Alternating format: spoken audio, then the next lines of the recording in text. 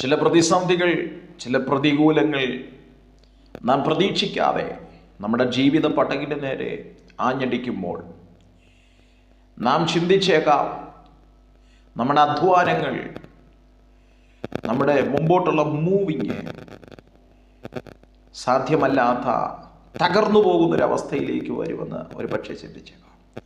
മത്തായിയുടെ സുവിശേഷം 14-ാം അധ്യായം 24-ാം വേദഭാഗം ഇങ്ങനെയാണ് വായിക്കുന്നത്: പടകോ കരവിട്ട് പല നാഴിക ദൂരത്തായി, കാറ്റു പ്രതികൂലമായതുകൊണ്ട് തിരകളാൽ വലഞ്ഞിരുന്നു. കാറ്റു പ്രതികൂലമായതുകൊണ്ട് പടക് ഉലയുന്നൊരവസ്ഥയിലേക്ക് വരികയാണ്. പക്ഷെ 22-ാം വാക്യത്തിൽ തനിക്ക് മുമ്പായി അക്കരയ്ക്ക് പോകാൻ അവരെ നിർബന്ധിച്ചു യേശു നിർബന്ധിച്ച് അങ്ങ് യാത്ര പുറപ്പെട്ടിട്ടുണ്ടെങ്കിൽ തകരാൻ ദൈവം അനുവദിക്കത്തില്ല. God bless you.